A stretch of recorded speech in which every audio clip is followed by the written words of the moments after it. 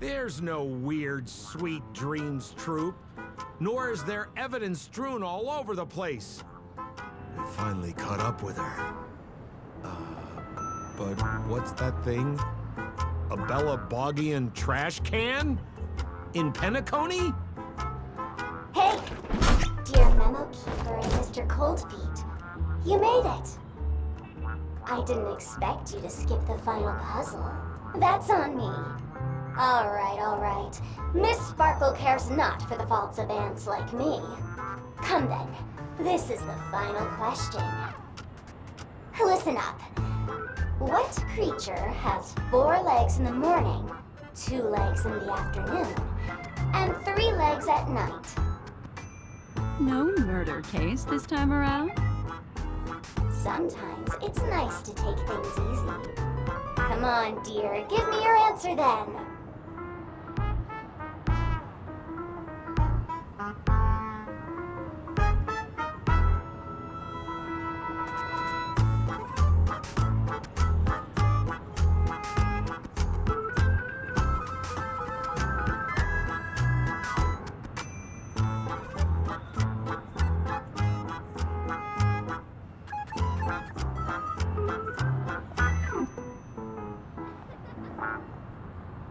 Seeing as you're right here in front of me like this, then I guess the answer is a trash can, right? Womp womp. Wrong answer. That's funky, but a wild guess. The correct answer is Sparkle. When sleepy in the morning, she can't get out of bed. She runs about all afternoon in a fluster, so is exhausted by evening, but has to still raise a hand to hold a toothbrush. Poor Sparkle. So naturally, she's got 4 legs in the morning, 2 legs in the afternoon, and 3 legs at night. What the heck was that jibber-jabber? What a cute answer. Thanks for the compliment, my dear. But you can't try to fool me, seeing as you've just tried to cheat. Wrong answer. Accept your punishment.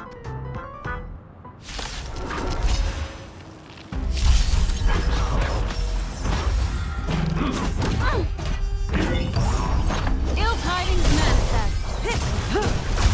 Give me strength. These are devils. I'll crush them all! Eliminating threat. Relax. Time to say bye. Boom.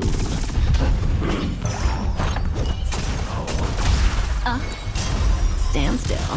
Get them!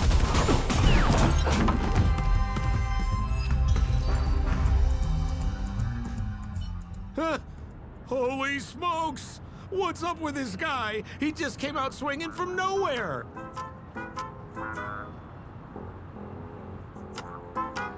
Huh? No voices? This guy's pretty quiet.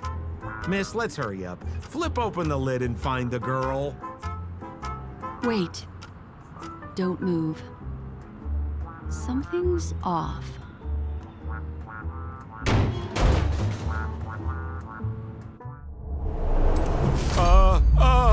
Miss, you killed Sparkle!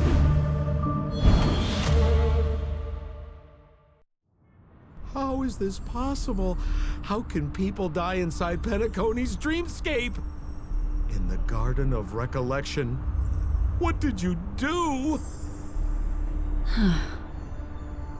You did this, didn't you? Killing people in their dreams.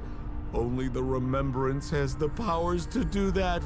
You planned it out all from the start because she teased you and was pranking you. You wanted to kill her. Oh, I understand. You refused to let me go because you wanted to drag me into all of this. If I don't agree, I'll end up just like she did.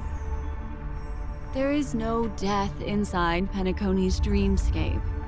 That's the promise of the family and the blessing of the harmony. Not even a memo keeper can break this barrier. There's no need to take such great pains. If you just want confirmation, I've already told you the answer, Miss Sparkle. Miss Sparkle! Who are you talking to? You. Sparkle has disguised herself as another character. Wouldn't that be you, Mr. Sampo? This? Don't jump to conclusions! If you want to accuse me of being Sparkle, you have to provide the evidence. Oh, I'm afraid evidence is a little too hard to come by. So, deduction will do. The hint for the final question was a little too obvious. Oh, you mean the locked room murder? I thought you weren't doing that one. All the painstaking effort that Miss Sparkle put into it. How could I ever miss it? The key to solving the puzzle lay in two pieces of information put forward by the detectives. First, the large splatter of blood at the crime scene. Second, the victim had been dead for some time. Based on my shallow understanding, I can only draw two conclusions. One is that the murderer did not need to create a locked room case, because a locked room always needs a reason to exist. But, based on the detective's description, this locked room did not delay the discovery of the body. There was no third party at the crime scene to frame, and the blood everywhere didn't look like a faked suicide. That being so, the murderer seems to have no reason for creating a locked room. There is also reason to speculate that if the crime scene was a locked room, then its creator might not necessarily be the murderer. As for my second conclusion, it's even more obvious still. When everyone broke into the scene of the crime, why did the assistant rush off to staunch the blood? A trained professional was somehow happily destroying a crime scene just to save someone who's obviously been dead a while. The answer is simple. It's because the assistant detective is the murderer. At the time, I was in such a hurry that I didn't hear the whole mystery. I tentatively speculated that the murderer had killed the victim the night before, but hadn't locked the door from the inside. And so, when he learned this piece of information, he realized that the victim had created their own locked room mystery. That's why he had to rush to the crime scene as soon as possible, to confirm whether or not the victim left any evidence implicating him. And, judging by his behavior, it probably had something to do with that canvas, like some final words. Of course, this is just a simple mind game. The answer to the puzzle isn't important. Miss Sparkle just wanted to pass on one hint to me, that the murderer is the assistant detective. Which means it's you, Mr. Sampo. I've been using this term of address, but it was you who first came up with it. Has anyone ever told you that you're more like a detective than a memo keeper? In my opinion, there is no difference between the two. Follow ripples along the surface of the water. Use some abilities and tricks to keep diving deeper, and touch that secret deep inside people's hearts.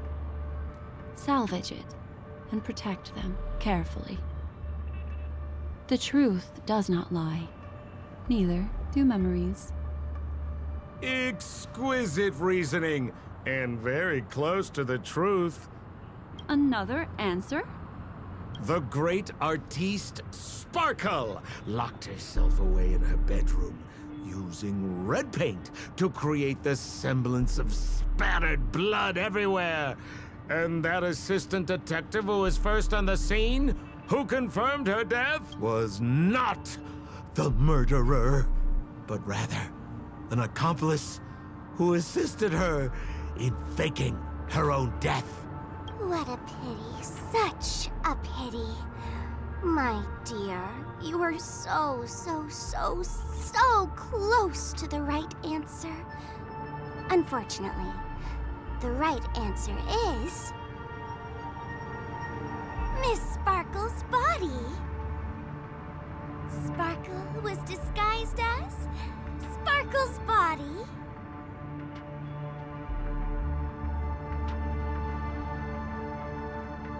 Ding-a-ling! I won! Does Miss Sparkle's body even count as a real character? Why not? Miss Sparkle's body appeared in all 3 of those skits just then. It's a little bit forced, but it's fine. So, who is this Mr. Sampo, then? Beautiful lady, I already confessed everything to you earlier on. I really didn't know a thing. I just helped a friend send a letter. That's all. So I've been running a fool's errand this whole time. My dear, why so serious? Haven't you been having a great time? I have, at least. You take memories, and I get joy. We get what we need from each other, seeing as we're such kindred spirits, but also such loners. Why don't you come and work with me? Ooh, we can dance ballet together. Oh? Am I understanding this correctly? A masked fool inviting me to work together? A show of unprecedented splendor is about to be staged in Penacony. If you're too late to take the stage, you can work behind the scenes. If you want to appreciate this drama, you have to stand up under that spotlight as you take the stage and watch the dancing envelop you. Come with me. This is the best seat in the house. I don't really understand why you're so fixated on destroying family barriers. But, as I said before, a memo keeper can't help you. It's frankly above my pay grade. Also, I don't consider you a loner. Oh, I don't mean him, but rather behind you. The one who hired you to come to Penacony probably doesn't want you secretly linking up with other forces, right? How did you know? Memory is like the deep blue sea. But if you try to catch 2 fish with 1 cast, you might not be satisfied with your catch. So, you mean you're refusing?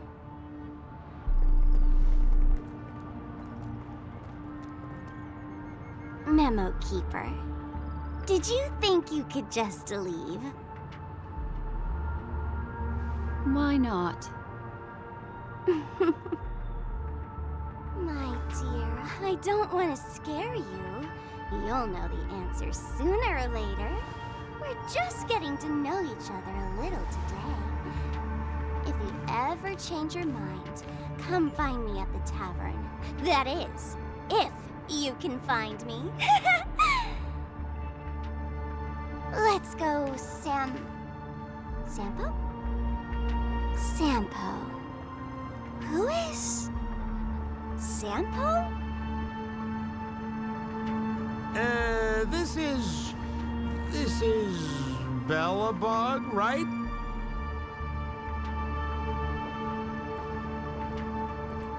I said, why not?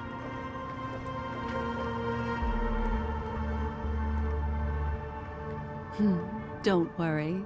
Such a crude approach violates my statics of memory. So once you leave my sight, you'll be able to remember everything again. And also, I'm sorry, my dear. My dream dance partner? I've already got sights on someone else.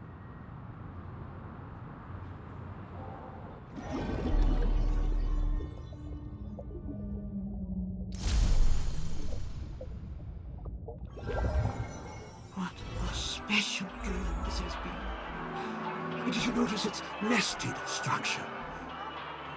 Being part of a play inside the dreamscape is as weird and captivating as being in a dream within a dream.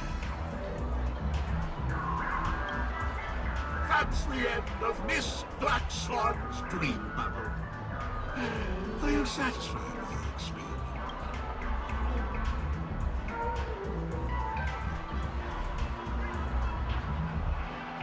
I also found this dream suitably fascinating. You've gained joy from it. You've gained joy from it. And Miss Black Swan surely also feels gratified. Yes? If we meet again, I will pass your esteemed praise on to her. I noticed that the people in your dream were familiar to you. It's worth repeating that dreams are just dreams. And in Pinnacle, dreams can be processed, or even tampered with. Things in our dreams cannot be trusted, let alone in someone else's dreamscape. If there's any information that you'd like to confirm, please do so by the cold, hard light of reality. Sweet dreams.